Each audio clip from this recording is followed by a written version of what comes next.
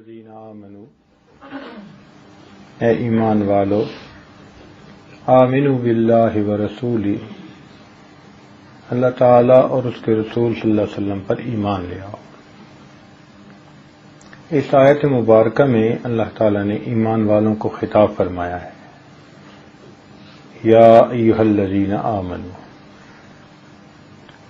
اور ان کو حکم بھی دیا ہے تو ایمان لانے کا، آمنوا باللہ ورسول، اللہ تعالیٰ اور اس کے رسول صلی اللہ علیہ وسلم پر ایمان لے آؤ۔ اب یہ ظاہر میں عجیب سی بات معلوم ہوتی ہے، یا تو یوں کہتے ہیں نا، یا ایھا الذین کفروا، اے کافرو، اے مشرکو، اے منافقو، مگر نہیں، خطاب کیا تو ایمان والوں سے، یا ایھا الذین آمنو، اے ایمان والو، اور حکم دیا آمنو باللہ ورسولہ، تم اللہ تعالیٰ اس کے رسول صلی اللہ علیہ وسلم پر ایمان لاؤ۔ گو مفسرین نے اس کا ترجمہ کیا اتقو، کہ اب تم کلمہ تو پڑھ چکے، اب تم تقوی اختیار کر لو۔ مگر علماء نے اس کا یہ نتیجہ نکالا کہ اے زبان سے اقرار کرنے والو، تم اپنے دل سے بھی اس کی تصدیق کر دو۔ اے زبان سے اقرار کرنے والو، تم اپنے دل سے بھی اس کی تصدیق کر لو۔ اس لیے کہتے ہیں نا کہ ایمان کے دو حصے، اقرار باللسان و تصدیق بالقلب، زبان سے اقرار کرنا، الفاظ کہنا، اور دل سے اس کی تصدیق کر دینا، تو ایمان مکمل ہو جاتا ہے۔ انسان کے پاس دنیا میں جتنی بھی اللہ تعالیٰ کی نعمتیں ہیں، ان میں سے سب سے بڑی نعمت ایمان ہے۔ جان بھی اتنی بڑی نعمت نہیں، رزق بھی اتنی بڑی نعمت نہیں، عزت بھی اتنی بڑی نعمت نہیں، سب سے قیمتی اور سب سے بڑی نعمت بندے کے پاس وہ ایمان والی نعمت ہے۔ ایمان کہتے کس کو ہیں؟ کہ نبی علیہ الصلوۃ والسلام اللہ تعالی کی طرف سے جو کچھ لے کر آئے، نبی علیہ الصلوۃ والسلام اللہ تعالی کی طرف سے جو کچھ لے کر آئے، اعتماد کرتے ہوئے اس کی تصدیق کر لینا، اس کو مان لینا، اس کو ایمان کہتے ہیں۔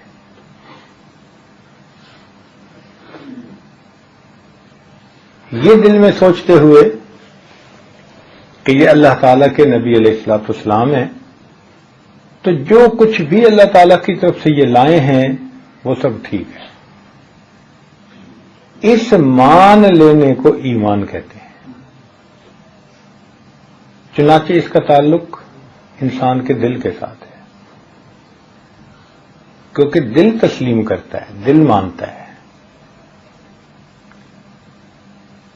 تو یہ حاصل کرنا ہو تو بڑا آسان، فقط دل کا معاملہ ہے نا۔ اس کے لیے کوئی دنیا کی ورزش تو نہیں کرنی پڑتی کہ اتنا دوڑے گا، بھاگے گا، وزن اٹھائے گا، پھر مومن بنے گا، نہیں، کچھ بھی نہیں کرنا پڑتا۔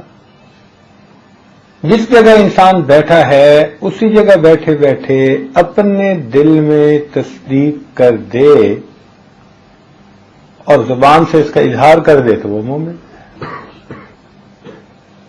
اور پھر اس پر دیکھو کتنا بڑا انعام کہ الاسلام یہدم من کان قبلہ، حدیث پاک میں فرمایا کہ جس بندے نے اسلام قبول کر لیا، جو ایمان والا بن گیا، اس سے پہلے کہ اس کے جتنے بھی گناہ ہوں گے، سب گناہوں کو اس کے ایمان نے معاف کروا دیا۔ یہ کتنی بڑی بات ہے۔ پہاڑوں کے برابر بھی اگر گناہ ہیں، اتنا بوجھ ہے گناہوں کا کہ پہاڑ پہ رکھ دیں تو وہ بھی دبنے لگے، اللہ تعالیٰ ایمان لانے پر ان گناہوں کو بھی معاف فرما دیتے ہیں۔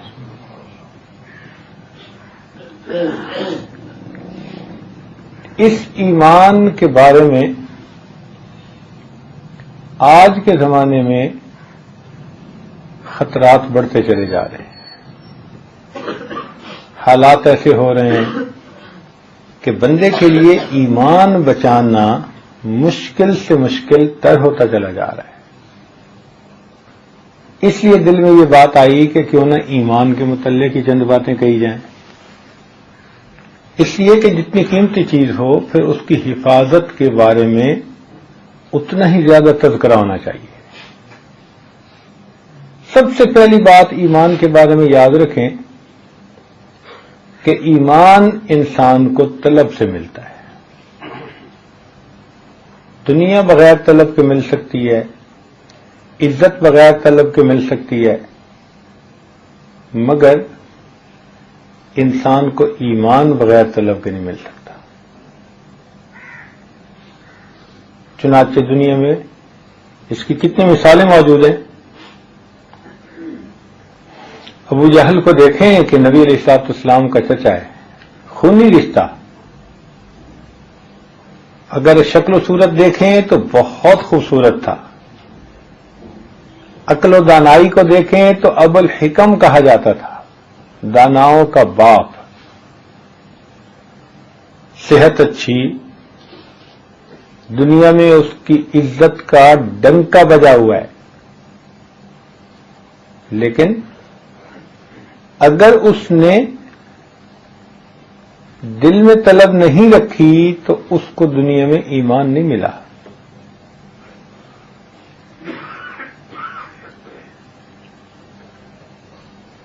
تو معلوم ہوا کہ یہ نعمت انسان کو طلب پر ملتی ہے. اس کے بالمقابل سیدنا بلال لانوں کو دیکھیں، حبشہ سے تعلق رکھنے والے، رنگ کے کالے ہیں، ہونٹ موٹے ہیں، شکل انوکھی ہے، مگر دل میں طلب تھی. اللہ رب العزت نے ان کو ایمان کی دولت عطا فرما دی.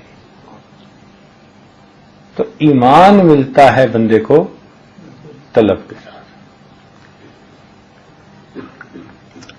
قرآن مجید میں اللہ تعالیٰ حضرت موسیٰ علیہ السلام کو فرماتے ہیں، اذهب الى فرعون انه طغى، آپ فرعون کے پاس جائیں، وہ باغی طاغی بنا ہوا ہے. تو بائی نیم اس کو فرمایا کہ آپ فرعون کے پاس جائیں. حضرت موسیٰ علیہ السلام فرعون کے پاس جاتے ہیں. اب فرعون کا حال دیکھیں کہ اس کے پاس کتنی بڑی بادشاہی تھی اور کتنا جابر بادشاہ تھا. اتنا وہ اپنی قوم کے اوپر غالب تھا کہ بنی اسرائیل کے ہزاروں بچوں کو اس نے ذبح کروایا اور کوئی ایک آدمی بھی اس کے خلاف بولنے والا نہیں تھا. ایسی اسٹیبلشڈ گورنمنٹ تو کسی کی ہوتی ہوگی نا. آج کے زمانے میں اگر کسی ایک کا بچہ کوئی ناجائز اس طرح مروا دے تو اس کی چھٹی ہو جائے گی. اور وہ دیکھو کہ ہزاروں معصوم بچوں کو ذبح کروایا اور کوئی بولنے والا نہیں. فخرج علی قومہ فی زینتہ، شکل و صورت میں کتنا اچھا اور بڑا بن سنور کر پرسنالٹی بنا کر اپنی قوم کے سامنے آیا اور پوری قوم کو خطاب کرتا ہے، الیس لی ملک مصر وہذہ الانہار تجری من تحتی، کیا یہ ملک مصر میرا نہیں اور میرے نیچے یہ نہروں کا نظام نہیں ہے؟ اپنی اصطلاحات کے بارے میں گفتگو کرنے لگا. میں نے کیسی یہاں پر اکنامک ریفارمز کی ہیں،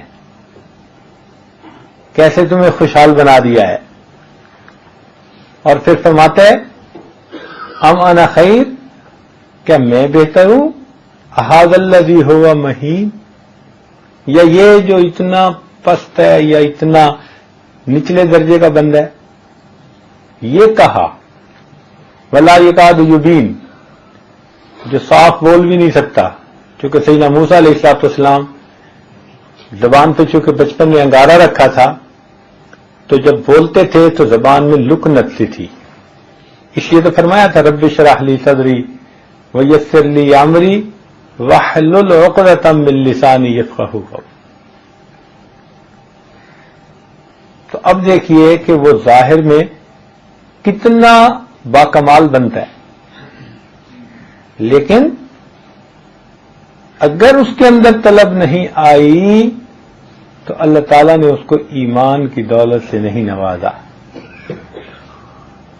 اور اس کے بالمقابل جادوگر جو مقابلے کے لیے آئے حضرت موسیٰ علیہ السلام کے سامنے اور مقابلہ شروع ہونا تھا، تو انہوں نے حضرت موسیٰ علیہ السلام سے صرف ادب کی وجہ سے اتنا پوچھ لیا کہ جی ما القوا ما انتم ملقون، کہ آپ پھینکتے ہیں پہلے یا ہم پھینکیں؟ جیسے بندہ بھل مارتا ہے نا دوسرے کو، تو جادوگروں نے حضرت موسیٰ علیہ السلام کو اتنی تھوڑی سی ریسپیکٹ دی کہ یہ پوچھ لیا جی کہ آپ پہل کرتے ہیں یا ہم کریں۔ وقت کے نبی علیہ السلام کو اتنی بھی عزت چونکہ انہوں نے دی، اللہ تعالیٰ نے اس پر ان کو ایمان کی توفیق عطا فرمائی۔ نہیں طلب تھی تو وقت کا بادشاہ ہے محروم، اور اگر تھوڑی سی بھی طلب ہے تو اللہ تعالیٰ اس پوری جماعت کو، جادوگروں کی جماعت کو ایمان کی دولت عطا فرمائی۔ اور پھر دیکھیے کہ بادشاہ نے کیا کہا، میں تمہارے ایک طرف کے ہاتھ کو اور دوسری طرف کے پاؤں کو کاٹوں گا۔ مقصد کیا تھا کہ اگر ایک ہی طرف کا ہاتھ اور پاؤں کٹے نا تو آدمی پھر بھی دوسری طرف کے ہاتھ اور پاؤں سے چل پھر لیتا ہے، سہارا کر لیتا ہے، کچھ زندگی کے کام سمیٹ لیتا ہے۔ لیکن اگر بازو ایک طرف کا کٹا ہو اور ٹانگ دوسری طرف کی تو وہ بندہ اپنا بیلنس رکھ ہی نہیں سکتا۔ ایسی سزا اس نے تجویز کی، مگر اللہ تعالیٰ نے ان کو ایمان کی حلاوت ایسی دے دی تھی کہ انہوں نے کہا فاقض ما انت قاض، اب تو جو کر سکتا ہے تو کر لے، ہم ایمان سے پیچھے نہیں ہٹیں گے۔ تو ایک اصول سامنے آیا کہ انسان کو ایمان ملتا ہے طلب سے۔ جب دل میں طلب ہوتی ہے تو ایمان نصیب ہوتا ہے، اور جب انسان بے طلب بن جائے تو ایمان جیسی دولت سے بھی محروم ہو جاتا ہے۔ ہم یہ نہ سمجھے کہ جی ہم مسلمانوں کے گھر میں پیدا ہوئے اب ٹھیکیدار بن گئے اسلام کے، یہ نہیں ہے مسئلہ۔ طلب دل میں ہو تو پھر اللہ تعالیٰ یہ نعمت انسان کے دل میں باقی رکھتے ہیں۔ دیکھیے ہر انسان چاہتا ہے کہ اس کے جو قریبی لوگ ہیں نا وہ نعمتوں سے نوازے جائیں۔ چنانچہ سیدنا رسول اللہ صلی اللہ علیہ وسلم چاہتے تھے کہ آپ کے چچا آپ کے سامنے کلمہ پڑھ لیں، اور آپ نے کہا بھی صحیح کہ چچا ابو طالب آپ میرے کان میں اگر کلمہ پڑھ لیں گے تو میں قیامت کے دن ایمان کی گواہی دے دوں گا۔ اب اللہ تعالیٰ کے محبوب کی کتنی چاہت ہوگی جو یہاں تک فرما رہے ہیں اپنے چچا سے، تو ان کے دل میں کتنی تمنا ہوگی کہ میرے چچا ایک مرتبہ یہ کلمہ کہہ دے۔ لیکن ان کے چچا نے نبی اسلام کے سامنے کلمہ نہیں پڑھا۔ اللہ تعالیٰ نے فرما دیا ہے پیارے انک لا تہدی من احببت، آپ ہدایت اس کو نہیں دے سکتے جس کو آپ چاہیں، یہ تو ہدایت دینا اللہ کا کام۔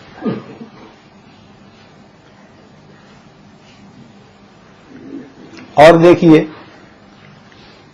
اولاد کے بارے میں بندے کی کتنی تڑپ ہوتی ہے کہ یہ اچھے بن جائیں، نیک بن جائیں، یہ پریشانی سے بچ جائیں، جو ان پڑھ جاہل قسم کا باپ ہوتا ہے نا، اس کی بھی نیک تمنائیں ہوتی ہیں. وقت کے نبی علیہ الصلوۃ والسلام، بیٹا سامنے کھڑا ہے، تڑپ کے کہتے ہیں یا بنی ارکب معنا، اے بیٹے ہمارے ساتھ کشتی میں سوار ہو جا. اور بیٹا سوار نہیں ہوتا. وحال بینہم الموج فکان من المغرقین. ایک لہر آتی ہے اور والد کی آنکھوں کے سامنے ان کا بیٹا پانی کے اندر ڈوب کر ہلاک ہو جاتا ہے. اس وقت حضرت نوح علیہ السلام کتنا چاہتے ہوں گے کہ میرا بیٹا میری طرف آ جائے، مگر اس نوجوان کے دل میں طلب نہیں تھی. اللہ تعالیٰ نے اس کو محروم کر دیا. بیوی کے بارے میں ہر بندے کی تمنا ہوتی ہے کہ جو خیر مجھے ملی ہے وہ میری بیوی کو بھی ملے، جو نعمت اللہ نے مجھے دی ہے وہ میری بیوی کو بھی ملے. اللہ تعالیٰ کے نبی علیہ الصلوۃ والسلام ہیں، مگر ان کی بیوی ان کے ساتھ اختلاف رائے رکھتی ہے. کیونکہ لکھا ہے مفسرین نے کہ جتنے بھی انبیاء دنیا میں تشریف لائے ان کو اللہ تعالیٰ نے ایسی بیویاں دیں کہ جو باکردار تھیں، بدکار بیویاں نہیں دیں. مگر ایسا ہوا کہ ان میں سے چند ایک کو اختلاف رائے ہو گیا، جیسے نوح علیہ السلام کی بیوی، کہ اس کو بھی عجیب لگتا تھا کہ یہاں تو ریت ہے ہر طرف اور یہ کہتے ہیں کہ سیلاب آئے گا، تو کیسے آ سکتا ہے؟ تو جیسے کفار کہتے تھے نا اور مسخرہ پن کرتے تھے کہ بھی ہم تو خود کہتے ہیں کہ ایسا پانی آنا چاہیے یہاں، تو قرآن مجید نے کہا قال ان تسخروا منا فانا نسخر منکم کما تسخرون. بالکل ان کی بیوی کی بھی یہی حالت تھی. وہ بھی کہتی تھی کہ اس ریت میں کہاں سے پانی آئے گا، سمجھ نہیں آتی تھی اس کو. اب ایک نبی علیہ الصلوۃ والسلام کی بیوی ہے مگر اس کے دل میں طلب نہیں، اللہ تعالیٰ نے اس کو ایمان کی دولت سے محروم فرما دیا.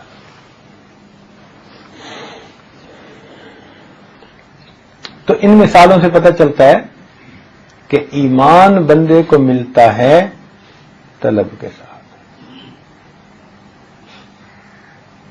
پاس رہنے والا ابو لہب محروم ہوتا ہے، ولید پلید محروم ہو جاتا ہے، اور دور سے آئے ہوئے صہیب رومی ایمان لے آتے ہیں، بلال حبشہ سے آئے ایمان لے آئے، سلمان فارسی کہاں سے گئے، اللہ تعالیٰ نے ان کو بھی ایمان کی توفیق عطا فرمائی.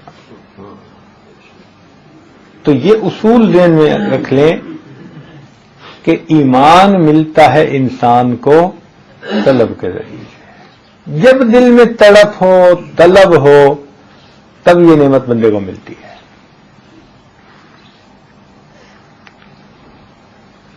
تو ایمان ملا کس چیز سے؟ ذرا اونچے بولیں تاکہ آپ لوگ مراقبے کرنے کی بجائے ذرا بات سنیں. تو ایمان ملتا کس سے ہے؟ اور ایک آدمی بے طلبہ بن جائے، پرواہ نہ اسے ایمان کی، محروم ہو جاتا ہے. تو یہ اصول سامنے آیا کہ ایمان ملتا ہے انسان کو طلب سے. ایمان چمکتا ہے قربانی سے، مجاہدے سے. چمکتا کس سے ہے؟ قربانی.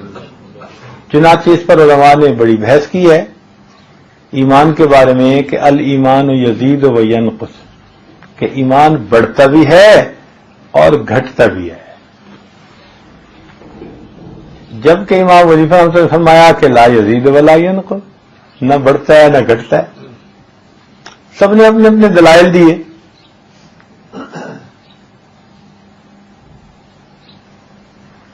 تو پھر پوچھا گیا کہ جی آپ تو کہتے ہیں نہ بڑھتا ہے نہ گھٹتا ہے، اور اللہ تعالیٰ فرماتے ہیں وَإِذَا تُلِيَتْ عَلَيْهِمْ آيَاتُهُ زَادَتْهُمْ ایمانا، ایمان تو بڑھتا ہے۔ تو امام اعظم رحمۃ اللہ نے فرمایا کہ ایمان کی مقدار تو وہی رہتی ہے، اس کی چمک دمک بڑھتی اور گھٹتی رہتی ہے۔ چنانچہ گناہ کرے گا تو اس کی چمک گھٹ جائے گی، اور نیک اعمال کرے گا تو اس کی چمک بڑھتی چلی جائے گی، مقدار وہی ہے۔ تو جتنا انسان نیک اعمال کرے گا ایمان چمکتا چلا جائے گا۔ یوں سمجھ لیں بھائی کہ بلب تو ایک ہی لگا ہوا ہے، لیکن اس میں 100 واٹ کا ہے یا 200 واٹ کا ہے یا 500 واٹ کا ہے، بلب ایک ہی ہے۔ بلب ایک کی جگہ دو نہیں ہو سکتے، بلب کتنے ہیں؟ ایک ہی ہے، لیکن اس کی پاور بڑھتی رہتی ہے یا گھٹ سکتی ہے۔ اسی طرح انسان کا ایمان تو ایک ہی ہے، لیکن نیک اعمال کی وجہ سے اس کی پاور بڑھتی چلی جاتی ہے اور گناہوں کی وجہ سے اس کی پاور گھٹتی چلی جاتی ہے۔ تو اگر انسان چاہے کہ اس کا ایمان چمک جائے، اس میں اور زیادہ حلاوت نصیب ہو جائے، تو پھر اس کو چاہیے کہ وہ مجاہدہ کرے۔ جتنا مجاہدہ ہوگا اتنا ہی زیادہ ایمان پہ چمک آئے گی۔ اب یہ مجاہدہ کسی طرح سے بھی ہو سکتا ہے، مثلا نفس کی خواہشات کو اللہ کے لیے چھوڑ دینا، یہ بھی مجاہدہ ہے۔ نفس کی خواہشات کو اللہ کے لیے ترک کر دینا، یہ بھی ایک مجاہدہ ہے۔ تو اس سے بھی ایمان پر چمک آتی ہے۔ یا ایمان کے سیکھنے کے لیے، بنانے کے لیے محنت کرنا، یہ بھی مجاہدہ ہے، اس سے بھی چمک آتی ہے۔ یا ایمان کی خاطر اپنا مال قربان کر دینا،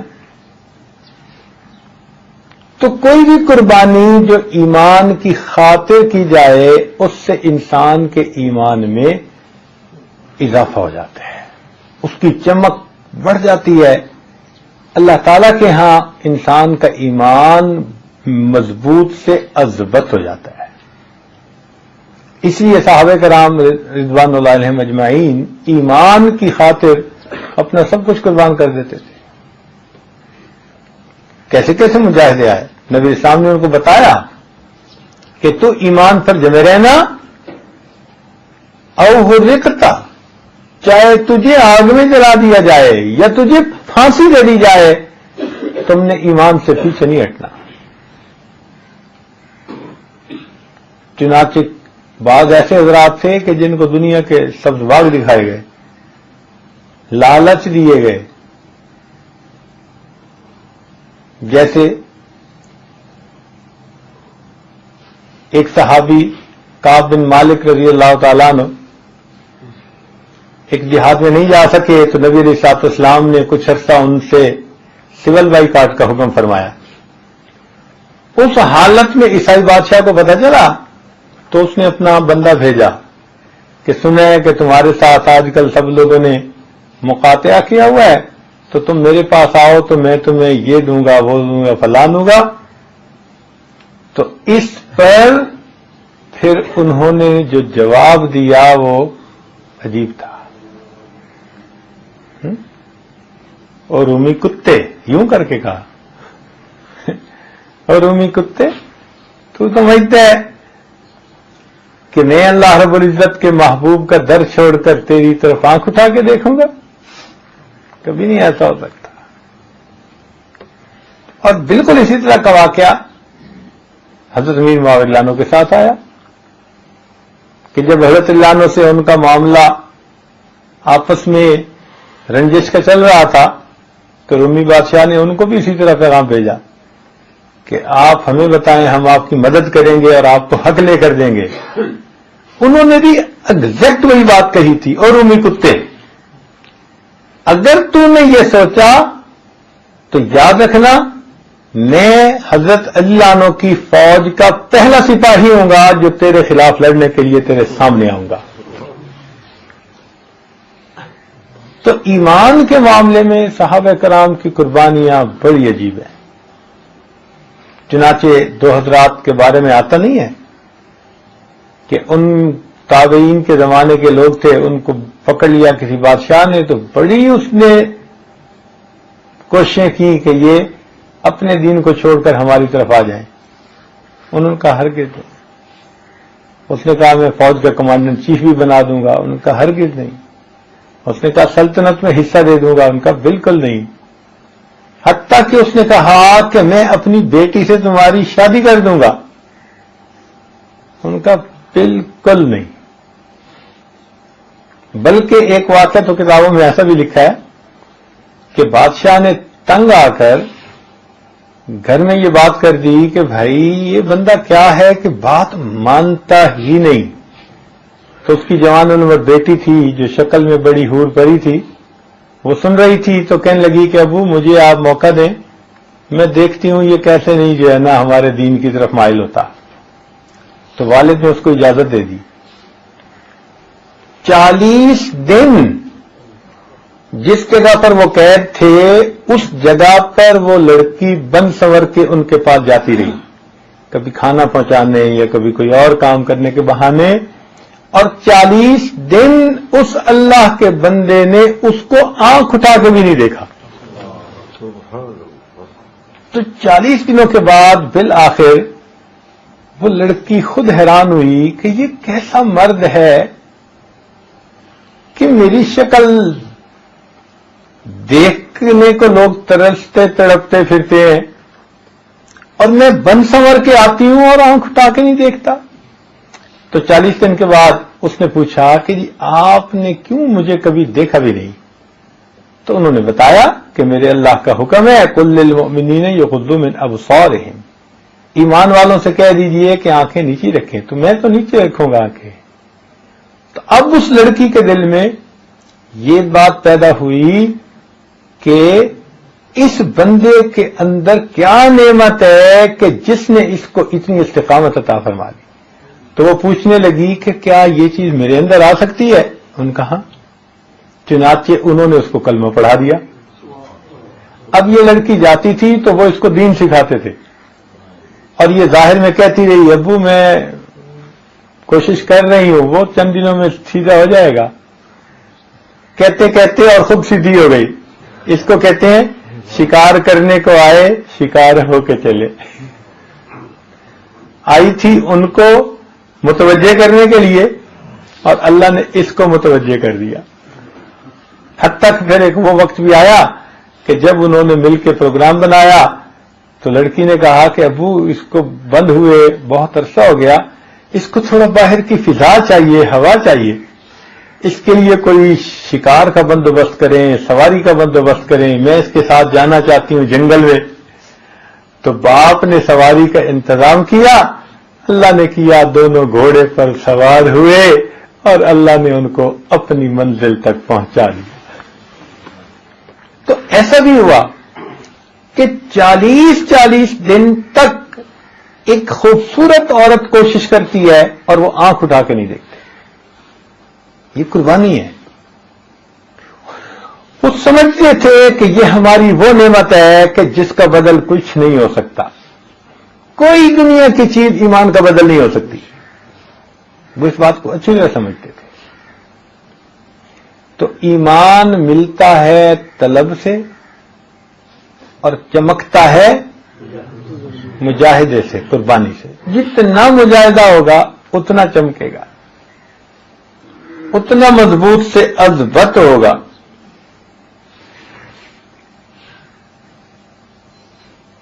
اور ایمان پھیلتا ہے ہجرت سے. پھیلتا کس سے ہے؟ ہجرت سے. جتنا ہجرت رہے گی امت میں اتنا ہی ایمان پھیلے گا. چنانچہ آپ دیکھیں کہ صحابہ کرام جب تک مکہ مکرمہ میں رہے تو بس کنڈی لگا کے ایک گھر کے اندر تعلیم دی جاتی تھی. اور اگر عمر لانوں کے بعد باہر مسجد میں نکل کر آنے لگے تب بھی دار ارقم ہی تھا، وہاں سے ہجرت ہوئی اور اللہ تعالی نے اس معاملے کو پھر کھولا اور مشرق سے مغرب تک اس پیغام کو پہنچا دیا۔ آج بھی دنیا میں دیکھیں، کفر پھیلانے والی طاقتیں اربوں خربوں کے بجٹ کے ساتھ پوری دنیا میں ارتداد اور کفر پھیلانے کی کوشش کر رہی ہیں، اور اس کے مقابلے میں ایمان والوں کی کوششیں کتنی تھوڑی سی ہیں، مگر وہ تھوڑی سی کوششیں بھی ایک بند بن گئی ہیں کفر کے سامنے، اور اللہ تعالی نے اپنے بندوں کو ایمان کی دولت سے نوازا ہوا ہے۔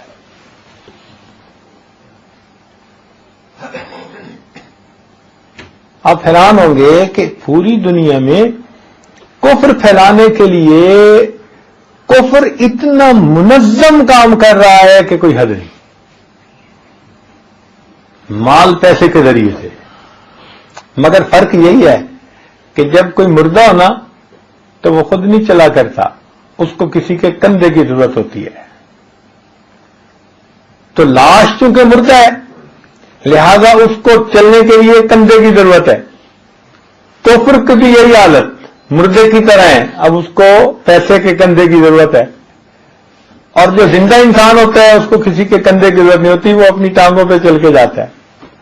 اور اسلام اسی طرح ایک زندہ مذہب ہے، زندہ دین ہے، اس کو ہمارے کندھوں کی بھی ضرورت نہیں ہے۔ یہ تو ہماری خوش نصیبی ہے کہ اللہ ہمیں توفیق عطا فرما دے اسلام کی خدمت کی۔ اس لیے فرمایا یمنون علیک ان اسلموا، یہ احسان جتاتے ہیں کہ ایمان لے آئے، قل لا تمنوا علی اسلامکم، فرما دیجئے تم مت احسان جتلاؤ کہ تم ایمان لے آئے، بل اللہ یمن علیکم ان ہداکم للایمان، اللہ تعالیٰ تم پر احسان جتلاتا ہے، اس نے تمہیں ایمان کی ہدایت عطا فرما دی۔ تو اسلام محتاج نہیں کسی کا، ہم اسلام کے محتاج ہیں۔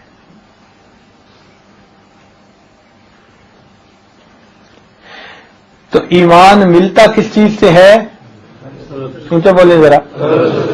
ایمان ملتا ہے اور چمکتا ہے مجاہدے سے، اور پھیلتا ہے ہجرت سے، اور محفوظ رہتا ہے حقوق العباد کی ادائیگی سے، محفوظ رہتا ہے حقوق العباد کی۔ جو بندہ حقوق العباد میں کوتاہی کرنے والا ہوگا اکثر و بیشتر اس کا ایمان خطرے میں۔ اب اس کی دلیلیں سن لیجیے۔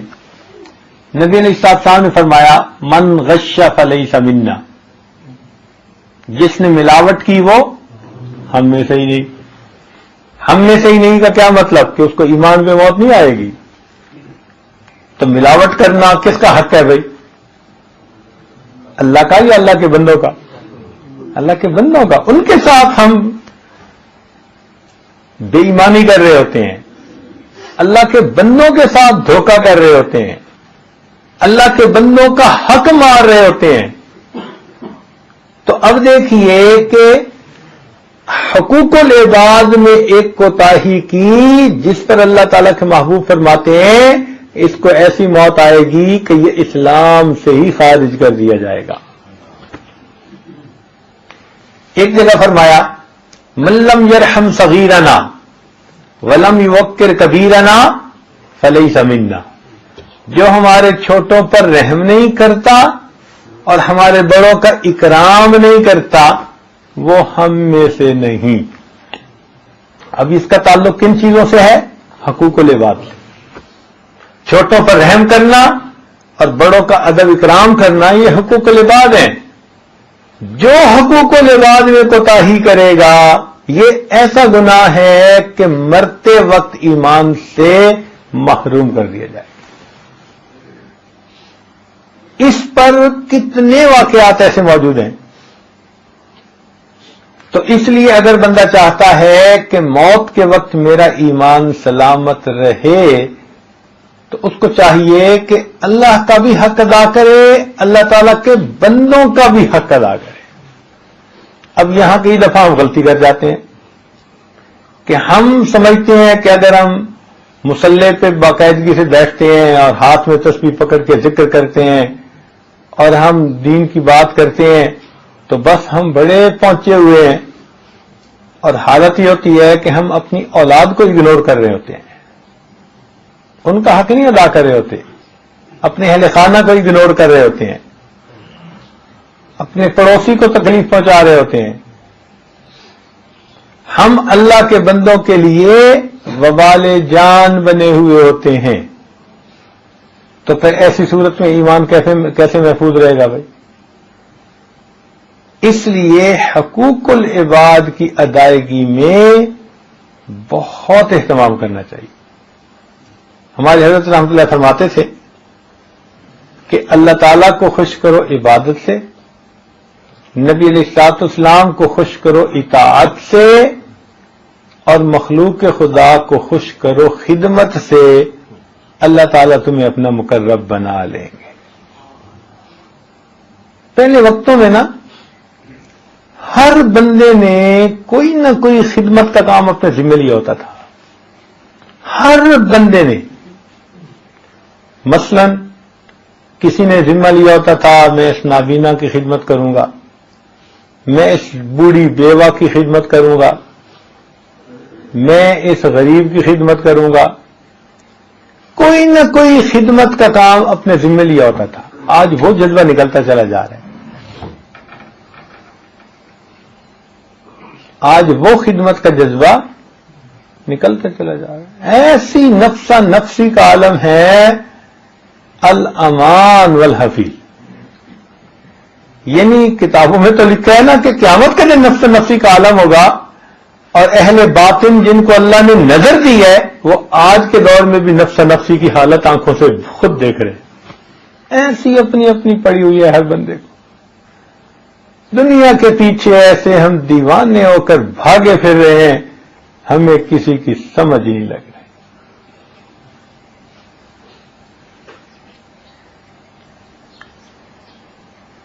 خدمت کے ذریعے سے اپنے اللہ کو راضی کر لے، یہ جذبہ ہی نہیں رہے، بلکہ اس کوشش میں ہوتے ہیں کہ اگر دوسرے کی جیب میں کچھ پیسے نظر آ جائیں تو ہم اس کو نکالیں کس طرح۔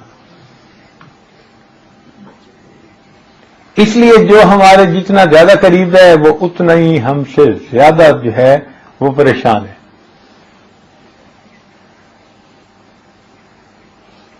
اور نبی علیہ الصلوۃ والسلام کا معاملہ کیا تھا کہ جو جتنا زیادہ قریب تھا وہ اتنا ہی آپ صلی اللہ علیہ وسلم سے زیادہ محبت کرنے والا اور آپ کی نبوت کا تسلیم کرنے والا تھا۔ تو خدمت کے ذریعے سے اللہ تعالیٰ کی رضا چاہنا۔ دیکھیں بھائی قیامت کے دن اللہ تعالیٰ ایک بندے کو بلائیں گے، حضرت قاری محمد طیب رحمۃ اللہ نے یہ بات لکھی ہے، اور قیامت کے دن اس کو فرمائیں گے کہ میرے بندے میں بھوکا تھا تو نے مجھے کھانا نہیں کھلایا، میں پیاسا تھا تو نے مجھے پانی نہیں پلایا، میرے بندے میں بیمار تھا تو نے میری عیادت نہیں کی۔ تو وہ بندہ بڑا حیران ہوگا اور کہے گا اے اللہ آپ تو کھانے پینے بیمار ہونے سے بلند و بالا ہیں، آپ کی ذات میں تو تصور بھی نہیں ان چیزوں کا کر سکتے، تو آپ کیسے تھے؟ تو اللہ تعالیٰ فرمائیں گے کہ فلاں موقع پر تیرا پڑوسی بھوکا تھا، اگر تو اسے کھانا کھلاتا ایسا ہی ہوتا جیسے تو نے مجھے کھانا کھلایا تھا، اگر تو اسے پانی پلاتا ایسے ہی ہوتا جیسے تو نے مجھے پانی پلایا، اور اگر تو اس کی عیادت کے لیے جاتا تو ایسا ہی ہوتا جیسے تو نے میری عیادت کی ہوتی۔ اب بتائیے کتنی بڑی بات ہے۔ چنانچہ حدیث پاک میں آتا ہے ان من اجلال اللہ تعالی ذی الشیبۃ فی الاسلام، کہ جس بندے نے ایمان اسلام کی حالت میں اپنے بالوں کو سفید کر لیا ہو، حدیث پاک اللہ تعالیٰ فرماتے ہیں اس کی عزت کرنا ایسا ہی ہے جیسے کسی نے اللہ رب العزت کا اکرام کیا۔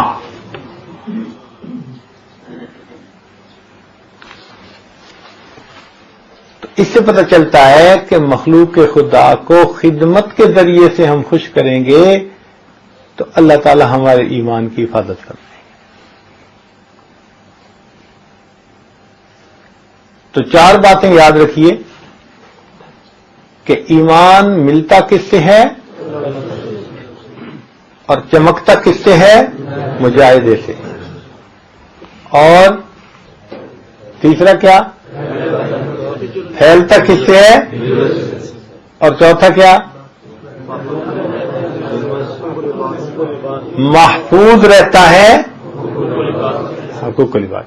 جو حقوق العباد کی ادائیگی میں کوتاہی کرے اس کا ایمان مرتے وقت کس میں ہوتا ہے؟ خطرے میں ہوتا ہے۔ اسی لیے وہ ایک کتاب لکھی ہے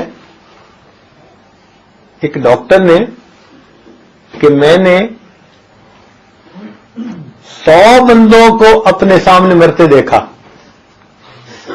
چونکہ ڈاکٹر لوگ تو روزانہ ایمرجنسی میں ڈیل کر رہے ہوتے ہیں، تو ان کے سامنے تو مریض آتے ہیں تو کئی ایسے وقت میں ہوتے ہیں کہ بالکل آخری لمحات ہوتے ہیں، آخری لمحات ہوتے ہیں۔ تو وہ کہتے ہیں کہ میں نے 100 بندوں کو اپنے سامنے مرتا دیکھا، تو ان میں سے کتنے لوگ ایسے تھے کہ ان کو میں نے خود تلقین کی کہ کلمہ پڑھ لو، کلمہ پڑھ لو، یا ان کے سامنے میں نے کلمہ پڑھا۔ کہتا ہے کہ مشکل سے اس میں سے 10 یا 15 نے کلمہ پڑھا ہوگا، باقی کو میں نے کلمہ پڑھتے نہیں سنا، میرے حساب سے وہ کلمہ پڑھے بغیر دنیا سے چلے گئے۔ یہ مسلمانوں کے ماحول کا واقعہ ہے، یہ کفر کی دنیا کے مسلمانوں والا نہیں ہے۔ ایسے ملک میں جہاں چاروں طرف مسلمان ہیں۔ تو وہ کہتے ہیں کہ میں بہت اس بات پہ پریشان ہوا، تو میں نے پھر بعض مریضوں کو کہا کہ بھئی اگر کسی وقت تم مجھ سے بات نہ کر سکو تو کاغذ بنائے اور اس پر لکھا کہ کیا آپ پڑھنا چاہتے ہیں، آپ کی زبان ساتھ نہیں دے رہی۔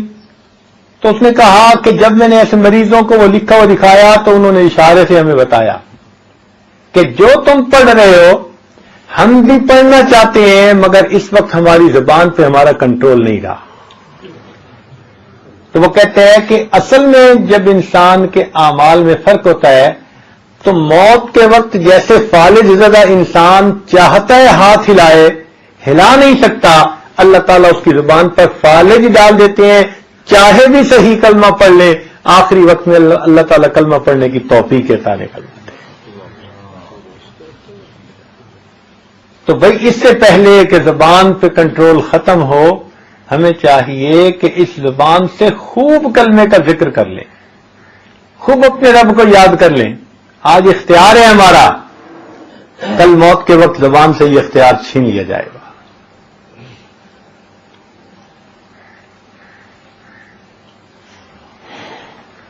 ایک صاحب نے طوطا پالا ہوا تھا اور اس کو اللہ اللہ کا لفظ سکھایا ہوا تھا۔ اب وہ طوطا جب اللہ اللہ اللہ اللہ کا لفظ کہتا تو لوگ بڑے جو ہے نا وہ اس پر خوش ہوتے، حیران ہوتے اور دور دور سے دیکھنے کے لیے آتے۔ اللہ تعالیٰ کی شان کے ایک مرتبہ وہ طوطا جو پنجرے میں تھا نا تو وہ آدمی پنجرے کا دروازہ بند کرنا بھول گیا، تو بلی صاحبہ بھی کہیں سے آ پہنچی۔ اس نے جب اس طوطے کی گردن پکڑی نا اور اس کو لے کے بھاگی تو طوطے نے ٹی ٹی کی، اور اس وقت اس کو پتا چلا کہ میرا طوطا تو میرے ہاتھ سے گیا۔ وہ بلی لے کے بھاگ گئی۔ اب اس بندے کو 2 رنج، ایک رنج تو اس کا کہ میرا نقصان ہو گیا، اور ایک رنج اس بات کا کہ بھائی میں نے اتنی محنت سے اس کو لفظ سکھایا تھا، اب اگر میں طوطا خرید بھی لوں تو مجھے اتنی محنت پھر فکر کرنی پڑے گی اس کو سکھانے کے لیے. تو یہ بہت زیادہ غمزدہ. چنانچہ ہوا کیا کہ کسی بزرگ سے ملا تو اس نے اپنا واقعہ سنایا، اور واقعہ سناتے ہوئے کہنے لگا کہ جی مجھے ایک بات کی سمجھ نہیں آئی کہ میں نے اپنے طوطے کو اللہ اللہ کا لفظ سکھایا تھا اور وہ اللہ اللہ پڑھا کرتا تھا، لیکن جب بلی اس کو لے کے بھاگی تو اس وقت تو وہ ٹی ٹی کر رہا تھا، تو اللہ اللہ کیوں نہیں کہہ رہا تھا؟ تو ان بزرگوں نے اس وقت اس کو بات سمجھائی، کہا کہ بھئی دیکھو، جب انسان پر موت کی مصیبت آتی ہے تو انسان کی زبان سے وہ نکلتا ہے جو کچھ اس کے دل میں ہوتا ہے. طوطے کی زبان پہ اللہ اللہ تھا لیکن اس کے دل میں ٹی ٹی تھی، اور جب بلی نے گردن دبوچی تو وہ نکلا جو دل میں تھا. تو بھئی اگر ہمارے دل کے اندر دنیا کی ٹی ٹی پڑی ہوئی ہو اور زبان سے ہم جو مرضی نعرے لگاتے پھریں تو موت کے وقت کیا نکلے گا؟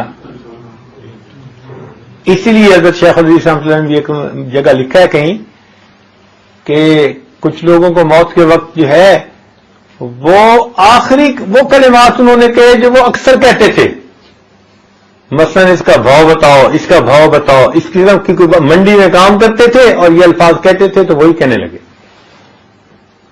بلکہ یہاں پر ایک عجیب واقعہ لکھا ہے کہ انسان جو اکثر عمل کرتا رہتا ہو نا، جو عمل اکثر کرتا رہتا ہو تو نیم بے ہوشی کی حالت میں بھی وہ عمل خود بخود کرتا رہتا ہے، کیونکہ اس کا سسٹم اس کو کرنے کا عادی ہوتا ہے.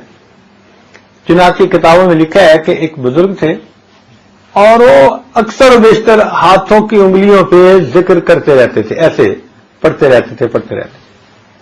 چنانچہ ایک مرتبہ کسی آپریشن کے سلسلے میں ان کو بے ہوش کر دیا گیا تو بے ہوشی کی حالت میں بھی ان کی انگلیاں حرکت کرتی تھی. میں نے ایک مرتبہ یہ واقعہ کسی کو سنایا تو اس نے اپنے والد کا واقعہ سنایا، کہنے لگا کہ میرے والد کے ساتھ بھی بالکل یہی پیش آیا کہ وہ اکثر تسبیح پڑھتے رہتے تھے. ایسے ہوتے ہیں نا کئی لوگوں کے ہاتھوں میں لمبی تسبیح پڑھتے رہتے.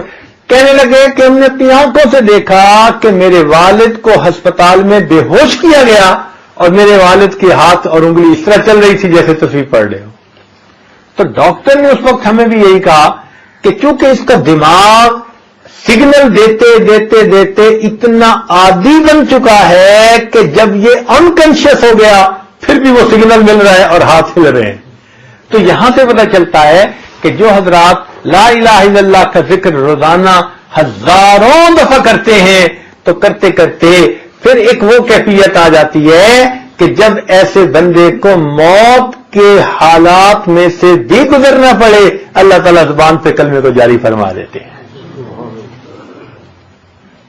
تو اس لیے ایمان بچتا ہے حقوق العباد کی، اور بھئی ایمان اگر بچ گیا نا تو جنت میں داخلہ ایک نہ ایک دن ہو کے رہے گا. یہ پکی بات ہے. ایمان بچ گیا تو کیا ہوگا؟ جنت میں داخلہ ایک نہ ایک دن ہو کر رہے گا.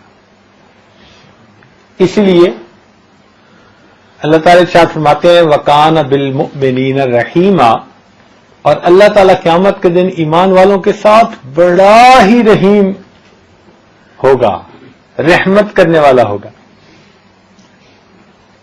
حضرت قاری طیب رحمۃ اللہ نے ایک عجیب بات لکھی ہے، خطبات حکیم الاسلام میں پڑھی. وہ فرماتے ہیں کہ قیامت کے دن اللہ تعالیٰ کی رحمت کا اتنا ظہور ہوگا ایمان والوں کے لیے، اتنا ظہور ہوگا کہ ایک وقت ایسا آئے گا کہ شیطان بھی سر اٹھا کر دیکھے گا اور اس کو بھی امید لگے گی کہ شاید آج مجھے بھی بخش دیا جائے گا، شاید مجھے بھی بخش دیا جائے گا.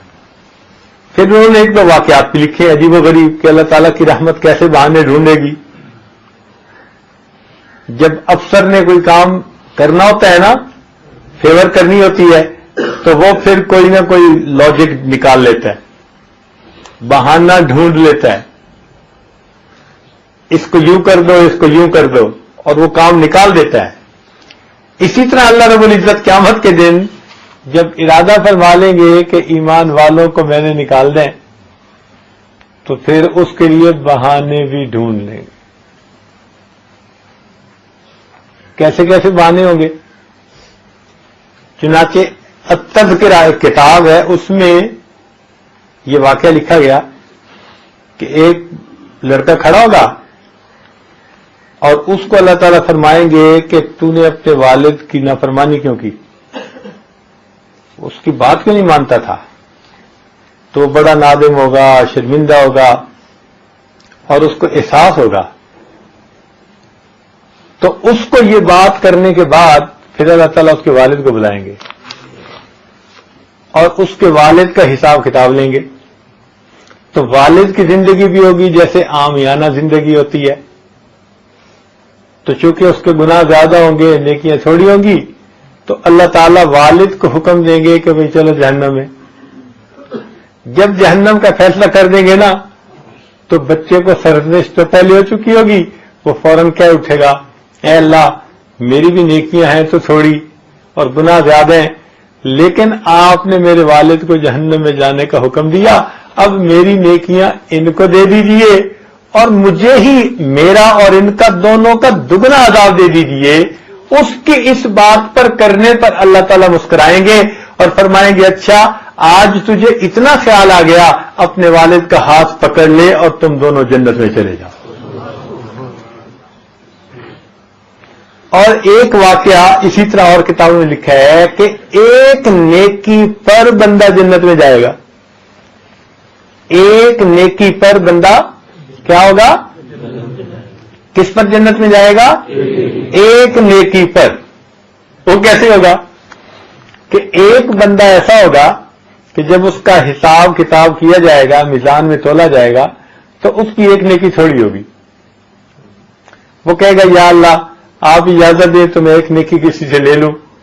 اللہ تعالیٰ فرمائیں گے ٹھیک ہے. اب وہ سارے لوگوں سے سوال کرے گا اور کہے گا بھائی مجھے ایک نیکی دے دو, کوئی بھی نہیں دے گا, کوئی ایک بھی اس کو ایک نیکی دینے کے لیے تیار نہیں ہوگا. تو وہ بڑا ہی مایوس ہوگا کہ ایک نیکی بھی دینے پہ مجھے کوئی تیار نہیں. تو جب وہ مایوس ہو کے واپس آئے گا نا, تو ایک بندہ ایسا ہوگا کہ جس کے نام اعمال میں صرف ایک ہی نیکی لکھی ہوگی, صرف ایک نیکی لکھی ہوگی. تو وہ بندہ جب دیکھے گا کہ اس کو تو کہیں سے کچھ نہ ملا, تو وہ اس کو کہے گا کہ اچھا میری تو ہے ہی ایک نیکی, میں نے تو جانا ہی ہے جہنم میں, میں نیکی تمہیں دیتا ہوں تاکہ تم جنت میں چلے جاؤ. اور وہ آدمی اپنی نیکی اس کو دینے کا وعدہ کر لے گا. اللہ تعالیٰ دونوں کی گفتگو سنے گا, فرمائے گا اچھا تم دونوں ہاتھ پکڑو اور تم جنت میں چلے جاؤ. تو علماء نے لکھا کہ ایک نیکی پر اللہ تعالیٰ کی طرف سے جنت مل جائے گی, ایک نیکی پر. اور ایک واقعہ جس کو میں اپنے علماء سے بعد کا سنتا تو تھا لیکن میں نقل نہیں کیا کرتا تھا, لیکن میں نے حضرت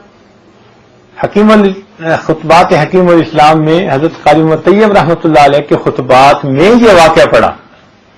تو جب سے ان میں یہ واقعہ پڑھا تو اب سے میں نقل بھی کر دیتا ہوں. وہ یہ کہ اللہ تعالیٰ قیامت کے دن ایک بندے کو بلائیں گے اور کہیں گے کہ اے میرے بندے تو نے زندگی اچھی نہیں گزاری. اس کا حساب کتاب ہوگا تو بہت زیادہ گناہ ہوں گے اور تھوڑی سی نیکی ہوں گی. اللہ تعالیٰ فرمائیں گے اچھا چلو جہنم میں. وہ جہنم کی طرف بھاگنا شروع کر دے گا. پھر دوسرے کو بلا کر حساب کتاب لیں گے, فرمائیں گے کہ تم نے اچھی زندگی نہیں گزاری, جاؤ جہنم میں. اور وہ جہنم کی طرف جانا شروع کر دے گا اور تھوڑی تھوڑی دیر بعد پیچھے مڑ کے دیکھتا جائے گا, چلتا بھی جائے گا اور تھوڑی دیر بعد پیچھے بھی مڑ کے دیکھتا جائے گا. تو اللہ تعالیٰ ان دونوں کو بلا لیں گے. دونوں کو بلا کر پہلے سے پوچھیں گے کہ بھئی بتاؤ تمہیں جب کہا جاؤ جہنم میں تو تم نے تو سپیڈ ہی لگا دی, دوڑ ہی لگا دی. تو وہ بندہ آگے سے جواب دے گا کہ یا اللہ دنیا میں تو حکم ماننے میں کوتاہی کرتا ہی رہا، اب جب آپ کی طرف سے یہ فیصلہ ہوا تو میں نے سوچا کہ چلو اس پر ہی میں ٹھیک طرح سے عمل کر لوں، اس لیے میں تیزی سے جہنم کی طرف بھاگ پڑا۔ تو اللہ تعالیٰ دوسرے سے پوچھیں گے بھئی تمہیں بھی تو حکم دیا تھا کہ جاؤ جہنم میں، اور تم تو آہستہ آہستہ چل رہے تھے اور مڑ مڑ کے پیچھے بھی دیکھتے جاتے تھے۔ وہ کہے گا یا اللہ دنیا میں جب بھی میرے ساتھ معاملہ کوئی ہوا ہمیشہ آپ نے رحمت کا معاملہ کیا، اے اللہ حکم ہو گیا کہ جہنم میں جاؤ، میں 2-4 قدم آگے چل کے پیچھے دیکھتا تھا، شاید آپ کی رحمت اب بھی متوجہ ہو جائے، اب بھی متوجہ ہو جائے۔ اللہ تعالیٰ فرمائیں گے پہلے کو بھی کہ تجھے بھی ہم نے جنت عطا فرما دی، اور دوسرے کو فرمائیں گے جب تجھے اتنی امید ہے میری رحمت کی چل تجھے ہم نے جنت عطا فرما۔ اس سے اندازہ ہوتا ہے کہ اللہ تعالیٰ قیامت کے دن ایمان والوں کو جنت بھیجنے کے بارے میں کتنا رحمت کا معاملہ فرمائے گے۔ تو ایمان اگر مضبوط دنیا سے چلا گیا، محفوظ چلا گیا، تو میرے دوستو ایک نہ ایک دن اللہ تعالیٰ کی رضا والی جگہ جنت میں جانا نصیب ہو جائے گا۔ تو اس لیے ایمان کی حفاظت کے بارے میں بہت متفکر رہنا چاہیے، بہت متفکر رہنا چاہیے۔ اللہ رب العزت ہمارے ایمان کو سلامت رکھے اور دنیا کے فتنوں سے ہمیں بچائے۔ حدیث پاک میں آتا ہے کہ قرب قیامت کے فتنوں میں سے ایک یہ ہے، نبی الاسلام نے فرمایا تو دیکھے گا کہ صبح ایک آدمی اٹھے گا ایمان والا ہوگا، جب شام سونے کے لیے بستر پہ جائے گا ایمان سے خالی ہوگا۔ ہم آج اس دور میں زندگی گزار رہے ہیں۔ ہمارے اسلاف نے اپنے تقوی کے ساتھ، اپنے علم کے ساتھ جس دور میں پیدا ہونے پر اللہ کی پناہ مانگی تھی، ہم اپنی بے علمی اور بے احتیاطیوں کے باوجود اس دور میں زندہ ہیں۔ اب سوچنے کی بات ہے کہ ہمیں کتنی احتیاط کرنے کی ضرورت ہے، کتنا فکر مند ہونے کی ضرورت ہے۔ تو اللہ رب العزت ہمارے ایمان کی حفاظت فرمائے، ہمیں اس کو چمکانے کی توفیق عطا فرمائے، اور موت کے وقت اللہ تعالیٰ اس ایمان کی حفاظت کے ساتھ دنیا سے جانے کی توفیق عطا فرمائے۔ کہتے ہیں نا کہ چھوٹا بچہ جب کسی چیز کی حفاظت نہیں کر سکتا تو اس کو اپنے بڑوں کے پاس محفوظ رکھوا دیتا ہے۔ تو آدمی کو بھی چاہیے کہ وہ بھی یوں ہی اللہ تعالیٰ سے دعا مانگے کہ اللہ میں کمزور ہوں، میں اس کی حفاظت نہیں کر پاؤں گا، میں اسے آپ کے پاس محفوظ رکھواتا ہوں، جب میرا دنیا سے جانے کا وقت ہو اللہ مجھے ایمان کی حفاظت کے ساتھ جانے دینا، توفیق عطا فرما دینا۔ تو جب اس طرح ہم فکر مند ہوں گے تو اللہ تعالیٰ کی طرف سے رحمت کا معاملہ ہوگا۔ اس لیے ایک ایمان والے کی اتنی اللہ تعالیٰ کی اہمیت ہے کہ جب تک وہ زندہ ہوگا اس وقت تک قیامت نہیں آئے گی۔ لا تقوم الساعة حتى يقال في الارض اللہ اللہ، ایک بھی دنیا میں اللہ اللہ کہنے والا جب تک ہوگا اللہ تعالیٰ قیامت قائم نہیں فرمائیں گے۔ اس سے ایمان کی اہمیت کا اندازہ لگا لینا چاہیے۔ تو اللہ تعالیٰ ہمیں اس قیمتی امانت کی حفاظت کی توفیق عطا فرمائے، اور اللہ تعالیٰ قیامت کے دن ہمیں ایمان والوں کے زمرے میں کھڑا فرمائے اور اپنی پسندیدہ جگہ جنت عطا فرما دے۔ آخر دعوانا ان الحمد للہ رب العالمین۔ تھوڑی دیر کے لیے مراقبہ کر لیجیے، آنکھوں کو بند کر لیجیے، سر کو جھکا لیجیے۔ دنیا اور جو کچھ دنیا میں ہے اس سے ہٹ کٹ کے اللہ تعالیٰ کی یاد میں ڈوب جائیے۔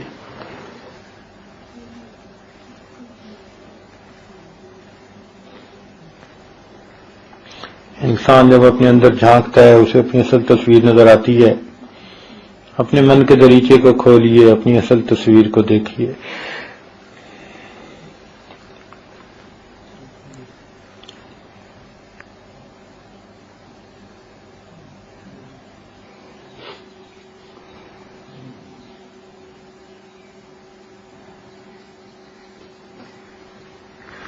لا الہ الا اللہ محمد سبحان ربی العظیم اللہم صل علی سیدنا محمد ربنا ظلمنا انفسنا وان لم تغفر لنا وترحمنا لنکونن من الخاسرین۔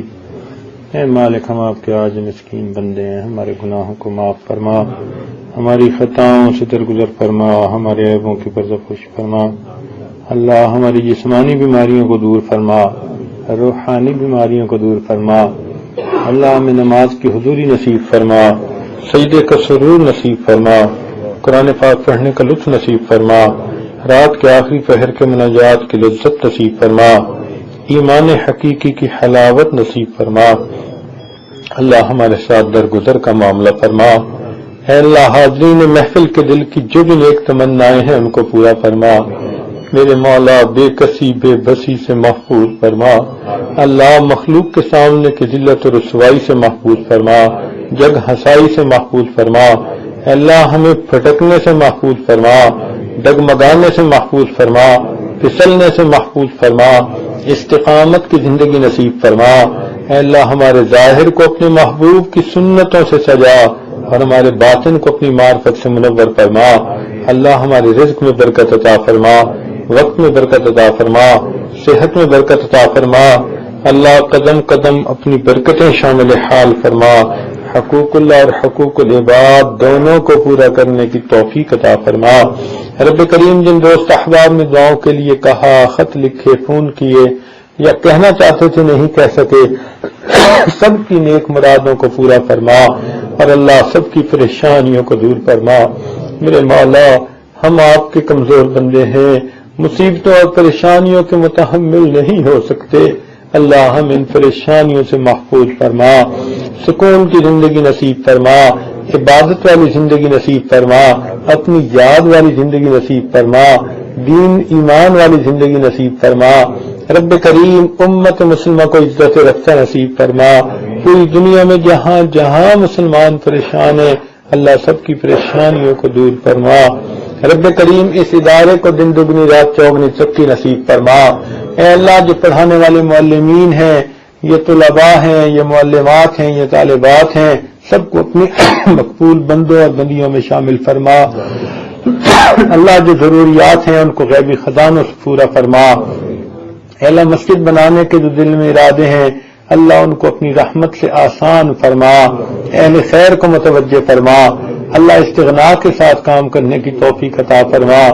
میرے مولا یہاں سے اپنی یاد والے بندوں کی ایک جماعت کھڑی فرما، اخلاص والے بندوں کی جماعت کھڑی فرما، متقین کی جماعت کھڑی فرما، محسنین کی جماعت کھڑی فرما۔ اللہ اس ادارے کو مینار نور بنا اور اس کے نور اور فیض کو دنیا کے کونے کونے کے اندر پہنچا۔ اللہ ہماری قیامت تک آنے والی نسلوں کے ایمان کی حفاظت فرما۔ اللہ ہمیں اولاد کے غموں سے محفوظ فرما، اولاد کے دکھوں سے محفوظ فرما، اولاد کی پریشانیوں سے محفوظ فرما۔ اللہ ہمیں اپنی رحمتوں کی ٹھنڈی چھاؤں نصیب فرما۔ اے مالک ہمیں زندگی میں کبھی بھی بے سہارا نہ فرما، اللہ ہمیں کبھی بھی بے سہارا نہ فرما۔ اے اللہ ہمیں کبھی بھی بے سہارا نہ فرما۔ اے اللہ کبھی بھی بے قدروں کے حوالے نہ فرما، حاسدوں کے حوالے نہ فرما، دشمنوں کے حوالے نہ فرما، نفس اور شیطان کے حوالے نہ فرما۔ اللہ ہمیشہ اپنی رحمت کی ٹھنڈی چھاؤں نصیب فرما۔ میرے مولا ہمیں آزمائشوں میں مبتلا نہ فرما۔ اللہ ہم کمزور ہیں، ہمارے ایمان کی حفاظت فرما۔ اللہ ہم کمزور ہیں، نام تول کے قابل نہیں ہے، میرے مولا آزمائشوں سے محفوظ فرما دینا۔ اللہ ہم پر جلدی ڈگمگا جانے والے ہیں، ہمارے اندر استقامت نہیں ہے، اللہ ہمیں آزمائشوں میں نہ ڈال دینا، اللہ ایمان کی نعمت سے محروم نہ فرما دینا۔ اے مالک ہمارے ساتھ کرم کا معاملہ فرما اور موت کے وقت اے اللہ ہمیں ایمان کی حفاظت کے ساتھ جانے کی توفیق عطا فرما۔ رب کریم رحمت کا معاملہ فرما اور ہماری ان دعاؤں کو اپنی رحمت سے قبول فرما۔ صلی اللہ تعالی علیہ اللہ جس وقت لوگ ہماری آنکھیں بند کریں اس سے پہلے ہمارے من کی آنکھیں کھلنے کی توفیق نصیب فرما، اس سے پہلے کہ لوگ ہمیں کفن پہنائے اللہ ہمیں تقوی کا لباس پہننے کی توفیق عطا فرما۔ اے اللہ ہمارے ظاہر کو اپنے محبوب کی سنتوں سے سجا اور ہمارے باطن کو اپنی معرفت سے منور فرما۔ رب کریم ہماری ان دعاؤں کو اپنی رحمت سے قبول فرما۔ اے اللہ قیامت کے دن کی حسرت سے محفوظ فرما، قیامت کے دن کی ذلت سے محفوظ فرما، قیامت کے دن کی پریشانی سے محفوظ فرما۔ اے اللہ ہمارے ساتھ درگزر کا معاملہ فرما۔ صلی اللہ تعالی علی حبیبہ سیدنا محمد و آلہ و اصحابہ اجمعین۔ برحمتک یا ارحم الراحمین.